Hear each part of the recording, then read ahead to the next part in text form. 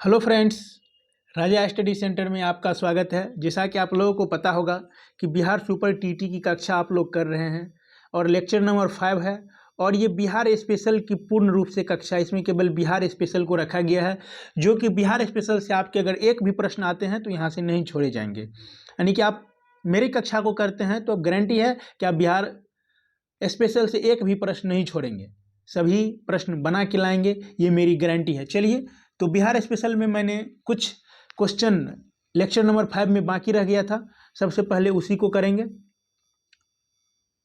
तो बाकी क्वेश्चन पर चलते हैं। तो आज के एपिसोड का क्वेश्चन नंबर होगा 16। कितना होगा? 16। चलिए, क्वेश्चन है, बहुत ही लाजवाब क्वेश्चन है। देखिए, यही क्वेश्चन सब पूछे जाने वाले क्वेश्चन है, ये क्वेश्चन पूछे जाएंगे आपको। अकबर ने बंगाल तथा बिहार को मुगल साम्राज्य में मिलाया। ऑप्शन ए 1590 में, ऑप्शन बी 1575 में, ऑप्शन सी 1576 में, ऑप्शन डी इनमें से कोई नहीं। तो जल्दी से बताइए कि अकबर ने बंगाल तथा बिहार को मुगल साम्राज्य में मिलाया तो कब मिलाया था? ऑप्शन नंबर सी 1576 में। कब मिलाया था? 1576 में। तो आपका सही आंसर हो जाएगा ऑप्शन नंबर सी। नेक्स्ट प्रश्न,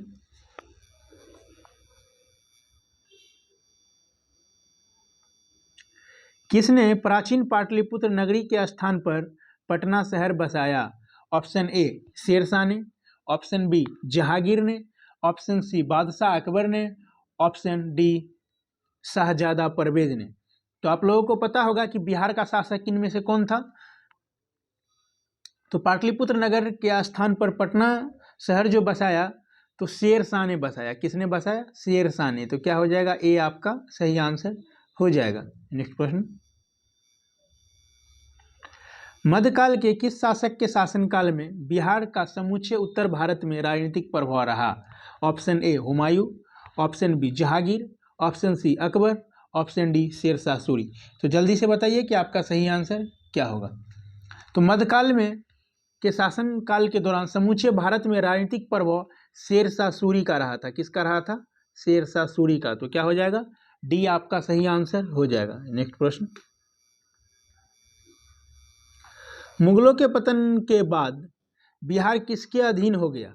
ऑप्शन ए यह स्थानीय जागीरदारों के अधीन हो गया, ऑप्शन बी एक अलग प्रांत बन गया, ऑप्शन सी बंगाल के नवाबों के अधीन हो गया, ऑप्शन डी इनमें से कोई नहीं। तो जल्दी से बताइए कि आपका सही आंसर क्या होगा। तो मुगलों के पतन के बाद बिहार किसके अधीन हो गया? तो बंगाल के नवाबों के अधीन हो गया था। किसके किसके अधीन हो गया? बंगाल के नवाबों के अधीन हो गया। तो क्या हो जाएगा आपका? सी सही आंसर हो जाएगा। मुगलों के पतन के बाद आपको वन लाइन में याद रखना है कि मुगलों के पतन के बाद बंगाल नवाबों के अधीन हो गया। नेक्स्ट प्रश्न, सम्राट शाह आलम द्वितीय ने ईस्ट इंडिया कंपनी को बंगाल तथा उड़ीसा की दीवानी प्रदान की।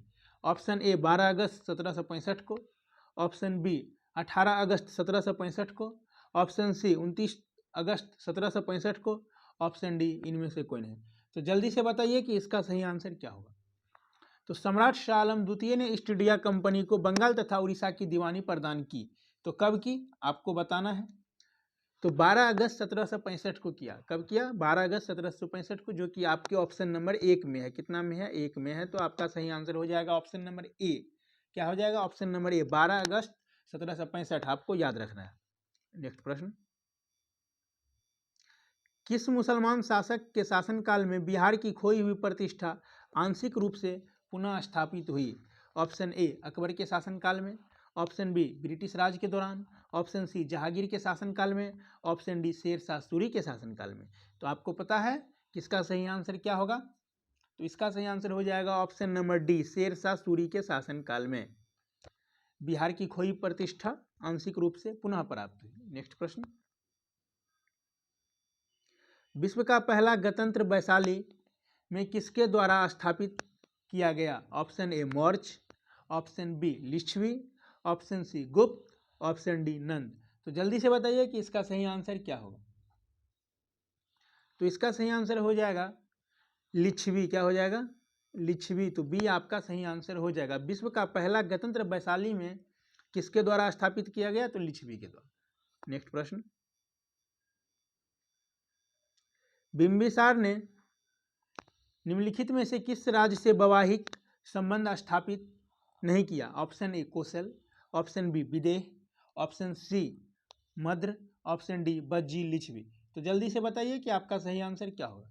तो बिंबिसार ने विदेह से अपना वैवाहिक संबंध नहीं बनाया था। किससे नहीं बनाया था? विदेह से। तो क्या हो जाएगा? बी आपका सही आंसर हो जाएगा। नेक्स्ट प्रश्न, राजकुमारी चलहना कौन थी?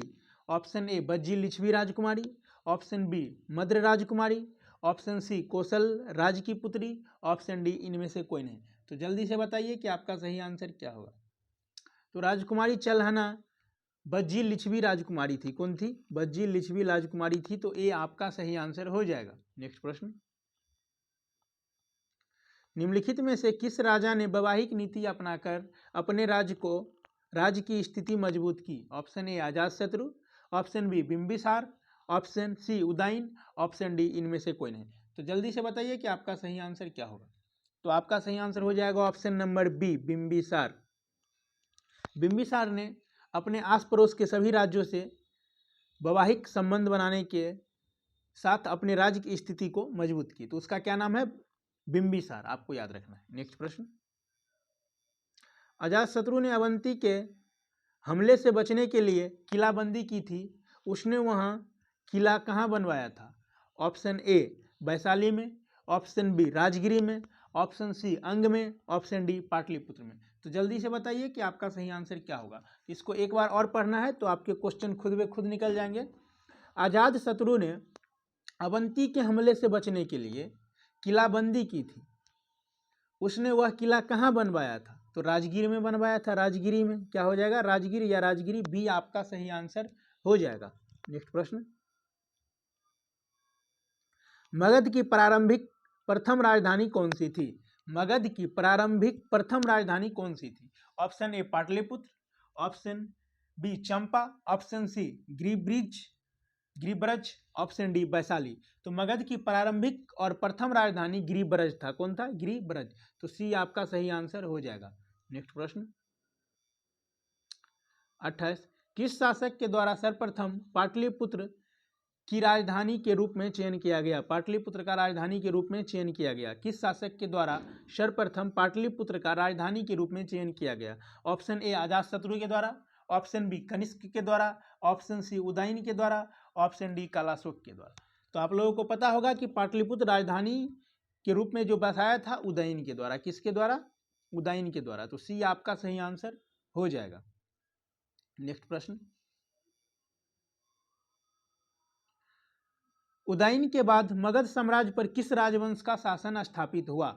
उदयन के बाद मगध साम्राज्य पर किस राजवंश का शासन स्थापित हुआ? ऑप्शन ए नंदवंश, ऑप्शन बी मौर्य वंश, ऑप्शन सी शुंग वंश, ऑप्शन डी शिशुनाग वंश। तो जल्दी से बताइए कि आपका सही आंसर क्या होगा। तो आपका सही आंसर हो जाएगा ऑप्शन नंबर डी शिशुनाग वंश। क्या हो जाएगा? ऑप्शन नंबर डी शिशुनाग वंश आपका सही आंसर हो जाएगा। नेक्स्ट क्वेश्चन, आज की एपिसोड का लास्ट प्रश्न करने से पहले अभी तक आप हमारे चैनल को सब्सक्राइब नहीं किए हैं तो प्लीज़ आप मेरे चैनल को सब्सक्राइब कर देंगे। तो लास्ट प्रश्न है, मेगास्थनीज की पुस्तक का क्या नाम है? बहुत ही भिविया क्वेश्चन है, सभी एग्जामों में पूछे जाते हैं ये क्वेश्चन कि मेगास्थनीज की पुस्तक का नाम क्या है। Option A Arthashastra, option B Indica, option C Purana, option D Rigveda. तो मेगास्थनीज की पुस्तक का नाम इंडिका था। क्या था? इंडिका। तो बी आपका सही आंसर हो जाएगा। इसी के साथ मिलते हैं फिर नेक्स्ट वीडियो में। जय हिंद।